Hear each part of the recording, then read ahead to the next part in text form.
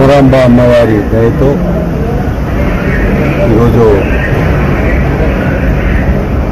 శబరమ్మ భారీ మెజార్టీతో నంద్యాల పార్లమెంటు ఎన్నిక కావడం, ఆ మొక్కుబడి తీర్చుకునే దానికి ఈరోజు ముఖ్యంగా ప్రజలను ఆనాడు 2019లో మాయమాటలు చెప్పి అధికారాన్ని చేజిక్కించుకొని ఆంధ్రప్రదేశ్ను చిన్నాభిన్నం చేసినటువంటి జగన్మోహన్ రెడ్డి ఆ ప్రజలే బుద్ధి చెప్పారు. ఎవరైతే అందలం ఎక్కించారో అన్నారు నమ్మి ప్రజలే బుద్ధి చెప్పి ఈరోజు 11 సీట్లకు సిగ్గుండాలి, రాజకీయాల నుంచి విరమించుకోవాలి. 11 సీట్లకు కుదిచ్చి పారేసారు. ఆయన తండ్రి వైఎస్ రాజశేఖర్ రెడ్డి ఆయన దాదాపుగా ముఖ్యమంత్రిగా ఉన్నప్పుడు మరి ఈ రాష్ట్రానికి అంటే ఉమ్మడి రాష్ట్రానికి మంచి జరిగింది. ఈయన యాక్చువల్గా చాలామందికి తెలియని విషయం ఏమంటే తన కొడుకు స్వయాన కొడుకు జగన్మోహన్ రెడ్డిని నమ్మలేదా వైఎస్ రాజశేఖర్ రెడ్డి. ఈయన ఏమి తెచ్చి పెడతాడో, ఏ రకంగా మరి చెడ్డ పేరు తెస్తాడో అని బెంగళూరులో పెట్టాడు. ఆయన బెంగళూరులో ఉన్నటువంటి వాడు యాక్సిడెంట్లో చనిపోతే వెంటనే హైదరాబాద్కు వచ్చి ముఖ్యమంత్రి కావాలని సంతకాల సేకరణ చేయడం మొదలుపెట్టాడు. నమ్మకం లేదు కొడుకు మీదనే అన్నాడు. వైఎస్ రాజశేఖర రెడ్డికి ఈయనకు నక్కకు నాగలోకానికి ఉన్నంత తేడా ఉంది. సర్వనాశనం చేసిపోయినాడు ఆయన. పోతూ పోతూ ఈ ఆంధ్రప్రదేశ్ను దివాలా స్థాయికి చేర్చి ఈరోజు ఆయన మరి ఎవడు కక్ష ఉన్నటువంటి వాడు, పగ ఉన్నటువంటి వాడు కూడా ఈ రకంగా ఒక రాష్ట్రాన్ని దెబ్బతీయడు. ఆయన దెబ్బతీశాడు. మరి ఆయన అహంకారం, అదే రకంగా ఆయనకున్నటువంటి పొగరు ఈరోజు ఈ రకమైన తీర్పు ప్రజలు చెప్పారు. అన్ని నాశనం చేశారు. చూడండి, శ్రీశైలం అత్యంత పవిత్రమైనటువంటి స్థానం. ఈ శ్రీశైలంలో కూడాను అవినీతి, శ్రీశైలంలో కూడాను కుంభకోణాలు, చివరకు ప్రసాదములో చికెన్ ముక్కలు, సిద్ధులు ఇవే. ఈయనను వెంటాడింది ఇవే. తిరుమల తిరుపతి దేవస్థానాన్ని నాశనం చేసి పెట్టారు, పద్ధతులను మార్చేశారు. ఇక్కడ కూడా చాలా పద్ధతులు మారినాయి. ఏదో ఈ హిందువులకు, ధర్మాన్ని నమ్మే వాళ్లకు మరి ఇదో ఈ దేవస్థానాలే ఉన్నాయి. వీటి మీది కూడా యుద్ధానికి వచ్చారు. ఇవన్నీ చాలా మటుకు ఇక్కడ ఉన్నటువంటి కుంభకోణాలు, ఇక్కడ ఉన్నటువంటి కూడా రెక్టిఫై చేయాల్సినటువంటి అవసరం ఉంది. ముఖ్యమంత్రిగా చంద్రబాబు నాయుడు గారు ముఖ్యమంత్రిగా ప్రమాణ స్వీకారం చేసిన తర్వాత ఇవన్నీ కూడాను రిప్రజెంట్ చేసి మంచి జరిగేటటువంటివి చేయాలి. ఈ యొక్క దేవస్థానాన్ని కూడా కాపాడాల్సినటువంటి అవసరం ఉంది. ఇక్కడ దేవుని సొమ్ము మింగేవాడు బతకడు.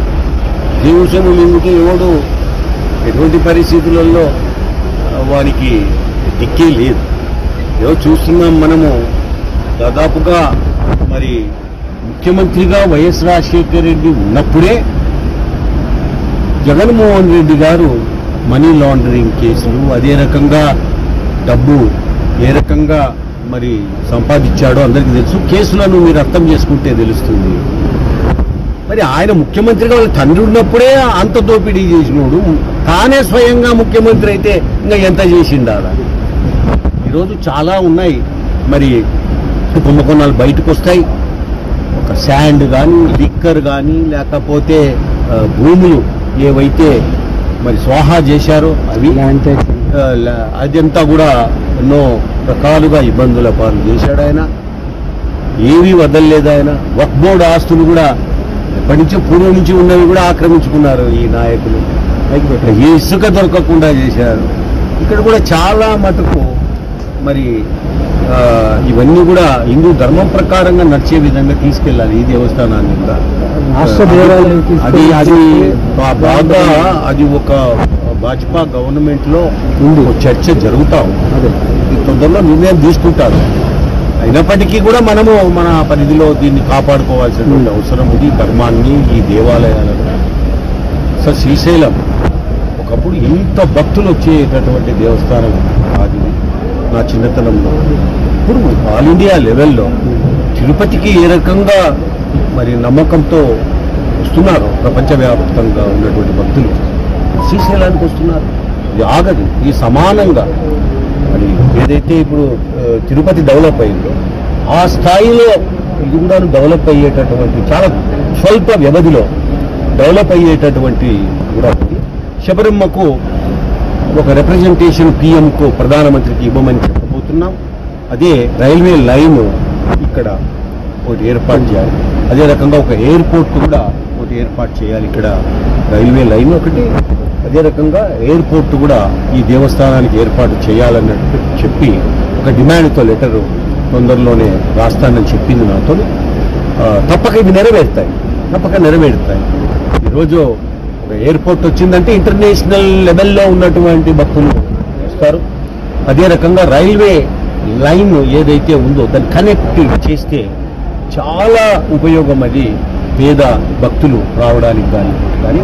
కాబట్టి ఇవన్నీ కూడా ఆగవు. శ్రీశైలం తిరుపతి దేవస్థానానికి సమానంగా అభివృద్ధి చెందేటటువంటి పరిస్థితులు తీసుకొస్తారు. ఎందుకంటే శ్రీశైలం కూడాను మరి శబరమ్మ నంద్యాల పార్లమెంటులో భాగంగా శ్రీశైలం కూడా ఉంది. దీన్ని మనం తప్పకుండా చేసుకోవాల్సినటువంటి అవసరం ఉంది అని చెప్పి తెలియజేస్తున్నా. మరి చెరపకురా చెడుదు అని చెప్పి ఓ సామెత ఉంది మనకు. చెడగొట్టాడు అంతా చెరిచాడు, చెడిపోయినాడు జగన్. అందులో నిర్ణయం తీసుకుంటాడు. అయినప్పటికీ కూడా మనము మన పరిధిలో దీన్ని కాపాడుకోవాల్సినటువంటి అవసరం ఉంది. ధర్మాన్ని, ఈ దేవాలయాలను. సార్ శ్రీశైలం ఒకప్పుడు ఇంత భక్తులు వచ్చేటటువంటి దేవస్థానం అది నా చిన్నతనంలో.